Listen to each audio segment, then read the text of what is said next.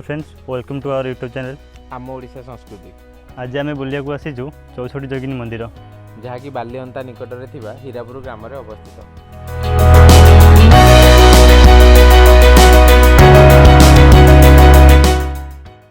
एबे आमे आसी पहुँची जाइछु चौसठी जोगिनी मंदिर। देखिपारे से चौसठी जोगिनी मंदिर। चलतु सेठार थिबा ननांग ठारू एई मंदिरर विशेषत्व विषय जानिबा।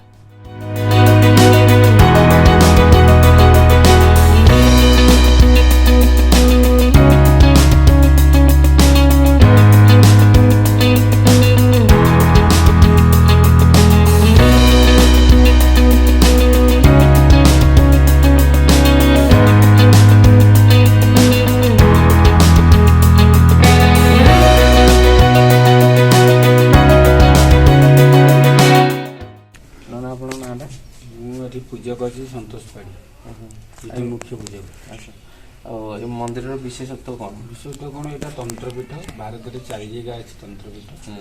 प्रथम हीरापुर चौसठी जोगिनी, आ गोटे अच्छी राणीपुर झरियाली, आ गोटे जबलपुर अच्छी। अच्छा, ये तंत्रपीठ कौन? ये शक्ति उपासना करा जाए। आम नर्माल आमर ये माँ गाधुआ हुए सकाल 4 टाइम, 6टार आमर बालभोग हुए, अन्न धूप हुए गोटे 1:30 संध्यार आरती। किंतु ये शक्ति पूजा कौन? आमर मंडप गोटे अच्छी सूर्य मंडप। प्रथम साधक आसिले सूर्य पूजा कर 64 जोगिनी गोटे गोटे पूजा कर साधना कर। यहाँ तंत्र साधना जगह यही जो स्थली अच्छी स्थली बसिकी साधना करे। एबे कौन किंतु एबे माँ नॉर्मल पूजा होची। चंडी पाठ हुए 10 16 दिन 16 प्रकार पूजा हुए। सप्तमी अष्टमी नवमी दशमी चंडी पाठ हुए। अष्टमी दिन माछ पोड़ा बलि दि जाए। माँ विभिन्न प्रकार पूजा अच्छी। मंगलवार शनिवार ये सब मानसिक करती गुआ नड़िया आप मंगलवार शनिवार बसइबे जेकोसी मनस्कामना आपंकर अच्छी पूर्ण हुए। आ गोटे गोटे देवी गोटे गोटे शक्ति अच्छी। ये पूर्व जहाँ अच्छी ये सब मूर्ति सब कलापाड़ भांगी सब कलापाड़ शांतिक था। हिंदू समाज था हिंदू था मुस्लिम झील को बह हिंदू समाज को ग्रहण करनी सब मूर्ति किसी किसी भांगी तार गोड़ा हाथ भांगी किंतु माँ जीवंत अच्छी। यदि जो शक्ति उपासना करेंगे आप भर पशिले मैंने आपको जो कौन ग्रह पीड़ा दोष शत्रु दोष थब सब कटि जाए। ये मंदिर विशेषत्व यहाँ तंत्रपीठ छात ना आउ शून्य छात आउ ये सब गोटे गोटे देवींकर ना अच्छी। ये समस्त हेयर स्टाइल केश विन्यास भिन्न भिन्न ये कला मुगुनी पथर तैयारी जेकोसी साधना कर नवम शताब्दी भौम वंशधर राणी ना देला हीरादी ग्राम राणी अनुसार हीरा हीरा आती जेकोसी मनस्कामना करेंगे गोटे गोटे शक्ति आप जेकोसी साधना साधारण जेकोसी मनस्कामना करेंगे पूर्ण हुए। सब मूर्ति ना कौन चंडिका सबवाहन तारा चंडिका सबवाहन तारा सबवाहन नर्मदा हाथीपुरे रक्तपात्र धरती जमुना कश्यपुरे मानंदा पद्मफूलपुरे विरूपा तरंगपुरे गौरी गोधीपुरे इंद्राणी हाथीपुरे बराई महिषीपुरे पद्मावती सापोपुरे गोष्ठक्रीवा ओटोपुरे वैष्णवी पेचापुरे पंचबराई घुषुरीपुरे बाद्यरूपी बाजापुरे चर्चिका असुरपुरे बेदाली माछपुरे छिन्नमस्ता। छिन्नमस्ता विश्वत्व कौन?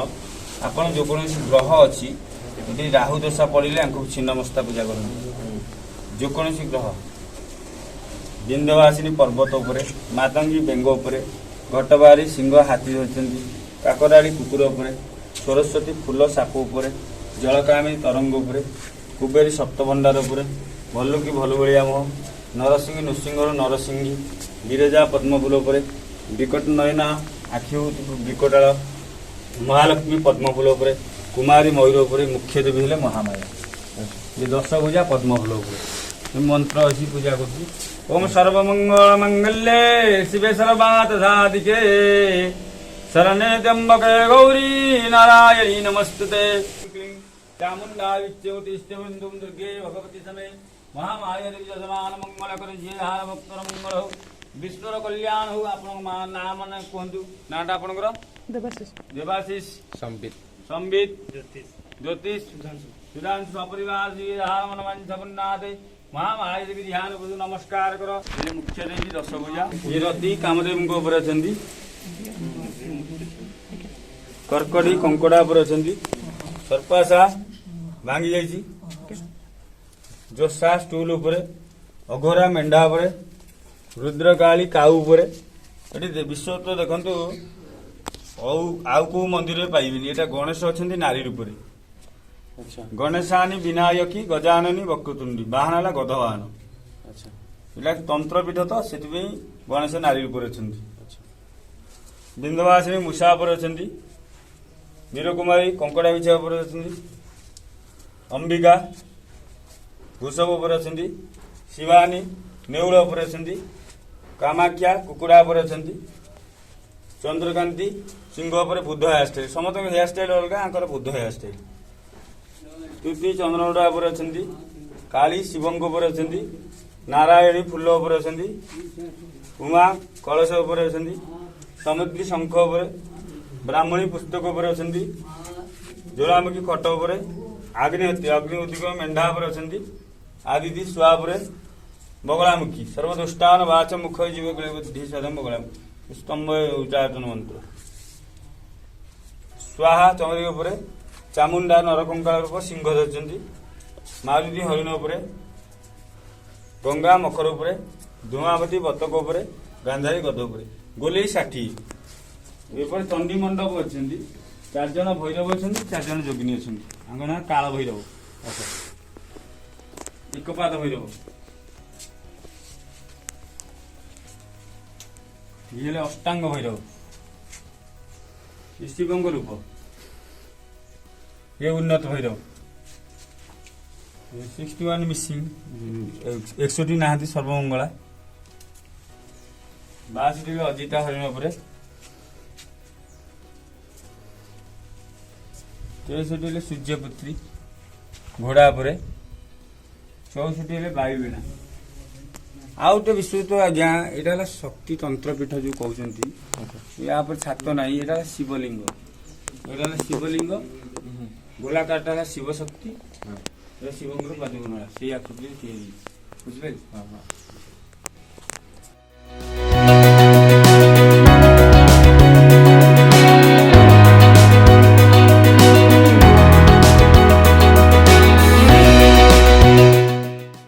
ना ये जो मंदिर अच्छे ये शिव मंदिर अच्छी ये तथापि 1000 वर्षर हम अच्छा ये 64 जोगिनी बाबा संकटेश्वर अच्छा इष्ट देवी महामाया 64 जोगिनी अच्छा ये ग्रामर ये हेले संकटेश्वर इष्ट देवता महामाया 64 जोगिनी मेन यहाँ तंत्रपीठ ये बाबा संकटेश्वर अच्छा ये अभिषेक रुद्राभिषेक हुए जो कौन मनस्कामना ये आगुरी माँ बाबा पाखे राति उपासना कहती जहाँ को जो कैंसर हो जो कौन रोग हो ये माँ बाबा पाखे पहले 21 दिन हो 2 मास हो बाबा जी पाखु जीव जिते भक्ति करेंगे से अनुसार बाबा प्रसन्न होगी रोग भल करुले ना है संकटेश्वर ये पाताल फुटा बहुत पुराना आई शक्ति सह उठुंट आई पार्श्व अच्छा गोपीनाथ विष्णु ये निकेतन मतरे नदी पाई कुआखाई नदी पाई बहुत पुराना